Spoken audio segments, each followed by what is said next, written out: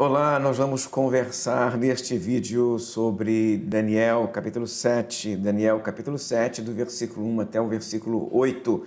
Eu sou o professor Valtair Miranda e vamos conversar, compartilhar nesse momento com você algumas informações, algumas orientações de leitura e interpretação deste capítulo de Daniel, que é um capítulo relativamente complexo, não é um texto fácil. A partir do capítulo 7, Daniel se torna Apocalipse, enquanto nos capítulos 1 a 6, ele é um texto narrativo. Isso dificulta a compreensão e a interpretação, por isso eu quero ajudar com algumas dicas de leitura. Mas antes de continuar, eu quero recomendar para você também, dê uma olhadinha aí nos comentários, dois links que eu coloquei para você. No primeiro link, eu coloquei uma sugestão de curso para você fazer comigo. Um curso de interpretação bíblica, de hermenêutica bíblica. Um curso de curta duração. O link está no comentário. Segunda sugestão, os livros que eu publiquei que têm relação com aquilo que eu estou tratando nesse momento, que são livros apocalípticos, livros escatológicos, relacionados com o fim do mundo. Então, aí embaixo vou colocar também um link para você acessar estes livros, comentários, análises que eu faço, tanto no formato e-book quanto em livro impresso. Então, consuma esse material, acesse esse material e desta maneira você também pode ajudar este professor. Pois bem, vamos dar sequência. Capítulo 7, versículos 1 a 8 de Daniel, trata dos quatro seres monstruosos que aparecem do caos, do mar, das águas. Eu começo dizendo para você que o texto contextualiza para nós a visão. É uma visão. Ele já diz na leitura que é uma visão noturna. Enquanto estava dormindo, Daniel teve um sonho. É o que ele chama de visão da noite. E aí ele vai apresentar para nós a revelação que ele recebeu do anjo por meio desta visão noturna, deste sonho. Ele é contextualizado de duas maneiras. Primeiro, situa o momento do sonho durante o governo de Belsazar, aquele mesmo monarca que aparece em Daniel 5, naquela passagem que uma mão escreve na parede o destino dele. Então nós entendemos logo que esta visão foi entregue a Daniel em um período curto durante o governo daquele monarca. A segunda contextualização tem a ver com de onde brotam os seres. Os seres brotam do mar. É preciso lembrar que mar tem uma conotação simbólica forte para estes leitores. Estes leitores tenderiam a vincular o mar às grandes águas, ao caos, à morte, ao pavor.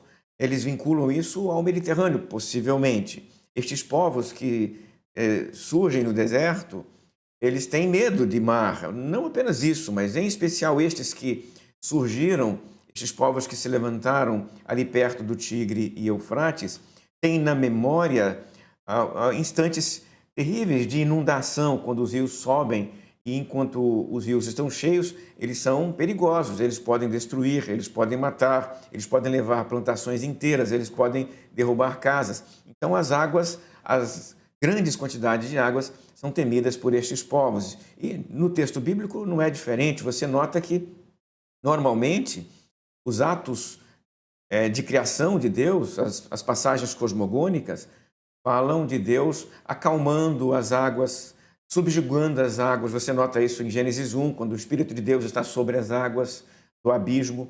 Você nota isso no livro de Jó, quando o próprio Deus pergunta para Jó onde ele estava quando ele domou os animais do caos, os animais das águas. Então você percebe que água não é um elemento positivo, que água é um elemento do caos mesmo, né? As duas passagens mais significativas para a história de Israel, que é a saída do Egito, envolve passar pelo Mar Vermelho. Deus abre o Mar Vermelho através de um milagre por meio de Moisés, e a chegada na Terra Prometida, Deus abre o Jordão para que o povo atravesse o Jordão a pé enxuto. Então, tem abertura de águas para o povo sair do Egito e tem abertura de águas para o povo entrar na Terra Prometida. Vitória envolve a derrubada a derrota das águas do caos. E estes 4 seres monstruosos aqui surgem das águas do caos. Então isso forma para a gente o contexto narrativo, o contexto da revelação, o contexto da história que este sonho entrega para Daniel. Perceba que a revelação é entregue a Daniel por meio de uma narrativa, por meio de uma pequena história. A história de 4 animais monstruosos que se sucedem. Estes 4 animais monstruosos que se sucedem são aqui apresentados. Eles são descritos em suas aparições e o texto também apresenta ações que eles promovem. E isto tudo caracteriza cada um deles.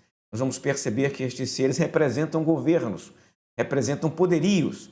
Sendo assim, na figura do leão, na figura do urso, na figura do leopardo e do último animal monstruoso, na figura desses 4 animais, nós estamos recebendo de Daniel uma informação sobre poderes históricos, governos históricos que se sucedem. Tá? Mais um elemento que eu acho que é preciso insistir aqui, e é importante para você compreender estes primeiros 8 versículos de Daniel 7, é que eles, de certa maneira, criam um vínculo com 2 outros sonhos que já apareceram antes. Daniel 2 descreve os sonhos de Nabucodonosor, aquela estátua que vai ser destruída pela pedra levantada sem mãos humanas.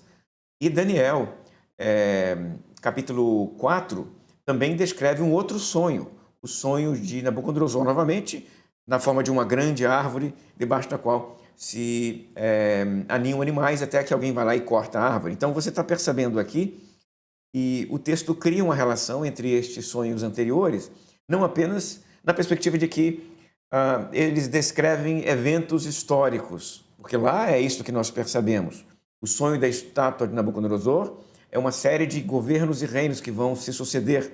O próprio texto diz, a primeira parte da estátua, a cabeça de ouro, é Nabucodonosor, um governante, e as demais partes são outros governantes. A árvore também descreve um recorte histórico, descreve um fenômeno histórico. E aqui nós estamos diante de um sonho que também faz referência a fenômenos históricos. Há uma relação, então, entre este sonho e os anteriores. Além do que, o leitor de Daniel, quando ele olha para o sonho de Nabucodonosor, ele percebe que se Deus pode entregar o destino do seu povo por meio do sonho de um pagão, um rei pagão, quanto mais por meio do sonho de uma pessoa tranquila, uma pessoa abençoada, uma pessoa piedosa, uma pessoa sábia, como é o Daniel. Então, Deus entregou a Daniel muito mais do que entregou para Nabucodonosor. Então, você comparando os sonhos, você percebe isso. Tá? Então, qual é a narrativa do sonho? Primeiro, Daniel enxerga um ser monstruoso, um ser que se parece com o leão com asas de águia. Veja que ele não vai dizer que é um leão. Na verdade, ele diz que é como um leão. Da mesma forma como ele vai dizer sobre os demais animais também. Não é um urso, é como um urso. Não é um leopardo, é como um leopardo. Tá? Então, entenda que não é exatamente um ser do mundo material. É um ser que lembra o mundo material. Então, Daniel está apontando aqui. Um ser que lembra o mundo material, um leão com asas. E por que ele está usando essas imagens? Essas imagens vão trazer para os leitores tradições da Bíblia hebraica, tradições religiosas que os judeus tinham na memória e no coração. O leão, por exemplo, ao mesmo tempo que lembra o leão da tribo de Judá, que é uma imagem positiva, também lembra passagens proféticas que vinculam o leão à morte, que vinculam o leão à morte e à perseguição dos crentes, que vinculam o leão à destruição, à guerra. Então nós temos diante de nós aqui uma imagem e ela está aqui para provocar nos leitores associações com passagens proféticas anteriores. E o leão não é por acaso, ele tem as asas da águia. Tanto a águia quanto o leão são seres que caçam e que perseguem. E aqui neste caso, este personagem, né, ele recebe uma ação, ele sofre uma ação de um ser, de uma figura indeterminada. O texto usa uma expressão bíblica na forma de um passivo divino. Ele teve as suas asas arrancadas. Esta maneira de falar é uma forma de falar de Deus. Você encontra isso em textos do Novo Testamento também. O passivo divino aparece, por exemplo, naquela passagem em que o Paulo vai falar do espinho na carne, quando ele diz: foi-me dado um espinho na carne. Aqui, foi cortada a asa do leão. O leão recebeu o coração de homem. O leão, então, ele sofre ação e o leitor entende que esta ação que ele sofre é ação divina. Deus intervém na lógica, na vida, no tempo do leão, para fazer com o leão o que ele deseja. Porque o texto revela para nós, os leitores, que é Deus que dirige a história. Deus tira as asas do leão, Deus dá ao leão um coração de homem. Sobre essa referência aqui, coração de homem, me parece ser uma comparação entre o homem e o animal. O homem e o leão e a águia. Enquanto o leão e a águia são animais fortes, animais perigosos, o homem é fraco, o homem é frágil. Então, dizer que ele recebeu coração de homem é sinal de que ele foi enfraquecido. Ele foi enfraquecido porque ele, em vez de ser como o leão, agora ele é como o homem, então ele é fraco, e fraco ele foi derrotado. O próximo animal é o urso. O urso aparece também nas tradições proféticas. É bom lembrar-se, por exemplo, do Eliseu e a passagem das ursas que devoraram aqueles jovens lá. Então entenda que o urso, nas tradições bíblicas, é sinal de um animal faminto, um animal devorador. Em especial porque esse animal aqui está de pé sobre as duas patas. Entenda que essa expressão que aparece no texto de lado, na verdade é de pé sobre duas patas, tá? E esta é a imagem que aparece para descrever esse urso aqui, tá? Levantou-se sobre um dos seus lados. É uma maneira de dizer levantou-se sobre as duas patas. E para quem vive em contexto que tem urso, deve ser assustador um urso com as duas patas. Essa imagem deve provocar medo e pavor em um leitor que conhece urso ou que mora em lugares que tem urso. Este urso tem na boca costelas. É como se ele estivesse comido de forma tão voraz que não deu tempo nem de limpar os dentes ou de terminar de comer aquilo que está entre os dentes, né? Então é um ser que devora e come as coisas que encontra pelo caminho. Ele também recebe uma ação divina. O texto diz que recebeu de Deus, veja aí, levanta-te e devora muita carne. Ele recebeu uma ordem divina. Então a ação de atropelar e devorar é uma ação que lembra a autorização divina para países estrangeiros fazerem o mal sobre Israel. Você pode se lembrar, por exemplo, das passagens de Abacuque, quando Abacuque se pergunta sobre por que os caldeus vão atacar o povo de Deus, e outras passagens, como de Jeremias, também fala sobre este assunto. O que você tem dessas profecias é que os assírios, os caldeus, os babilônicos são descritos como instrumentos de Deus para trazer juízo sobre o seu povo, na forma de como se fosse uma ursa que vai devorar. A outra imagem, a outra figura que aparece aqui é o leopardo, que é símbolo de agilidade. E esse leopardo aqui é ainda mais ágil porque ele tem 4 asas e 4 cabeças. Um leopardo com 4 asas é um excelente caçador. E ele também recebe uma ação divina. E o texto termina dizendo, foi-lhe dado domínio. De novo, nas 3 passagens, nos 3 personagens até agora apresentados, né? O leão alado, o urso com a carne nos dentes, e agora esse leopardo com 4 asas e 4 cabeças, em todos estes casos você tem o passivo divino. Quer dizer que Deus está no controle. São reinados e poderios estrangeiros, mas Deus não perdeu o controle sobre a história, apesar desses reinados e governos estrangeiros. E, por fim, a última figura. Esta figura é a mais assustadora. Não é uma figura tranquila nem pacífica. O texto, inclusive, dá mais espaço para ela, porque a passagem inteira foi descrita para falar dela. Esta quarta besta, ela surge na forma de um ser que tem 10 chifres. Estes 10 chifres são atacados por um pequeno chifre. 3 chifres caem diante do pequeno chifre. E o texto termina iluminando o pequeno chifre, falando do pequeno chifre, porque o chifre O pequeno chifre é o alvo da visão. É sobre ele que a visão quer falar. Quem é este pequeno chifre que fala blasfêmia? Este pequeno chifre que fala blasfêmia é o chamado adversário escatológico. Ele vai ser conhecido em textos posteriores como o anticristo. Mas aqui não é assim. Ele é chamado. O conceito de anticristo não está dado ainda, vai aparecer lá no Novo Testamento. Ele é o adversário do fim dos tempos, do povo de Deus e do próprio Deus. Ele é o pequeno chifre que fala blasfêmia. Quem são estes animais? Os estudiosos se debatem sobre este assunto.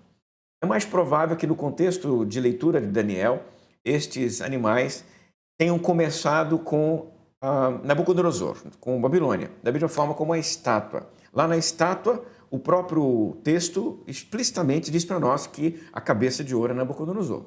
Então, a interpretação começa dali para baixo, de Nabucodonosor para frente. São reinados e governos. E os 4 animais, da mesma maneira, começando com Nabucodonosor, que é o leão com as asas. Recebeu o coração humano, foi enfraquecido e foi derrotado. Quem vem depois disso? A média. A média, nesse caso aqui, seria o urso que devora. Quem vem depois?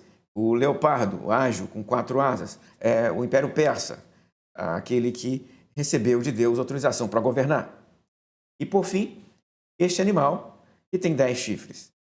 Parece ser uma referência a Alexandre o Grande e o que ele começa, ou seja, os governantes que sucedem a Alexandre o Grande. Alexandre o Grande governou por pouquíssimo tempo, morreu rapidamente. Em seguida, ele é sucedido por Diádocos, governantes helenistas que governam aquelas regiões que Alexandre o Grande conquistou. E 2 em especial são de interesse da história dos judeus. O Diádoco, governante do Egito, o Diádoco, governante da Síria. Então, nesse sentido aqui, este texto faria referência ao que aconteceu após Alexandre, a estes governantes e monarcas helenistas que vão até o pequeno chifre. Quem é o pequeno chifre? É sobre ele que o texto vai falar. E a maneira como o texto vai falar do pequeno chifre vai dar-nos pistas para identificar quem é o adversário escatológico neste momento em que o texto de Daniel foi escrito e para os leitores que o leram pela primeira vez. Nós vamos parar por aqui. Eu quero pedir a você, se você gostou desse vídeo, para comentar aí embaixo o que você achou, para compartilhar com alguém que você acha que possa se interessar por este tema. E se inscrever no canal, dê o seu joinha e se inscreva no canal, se você ainda não é inscrito. Eu vejo você numa próxima. Até lá, se Deus quiser.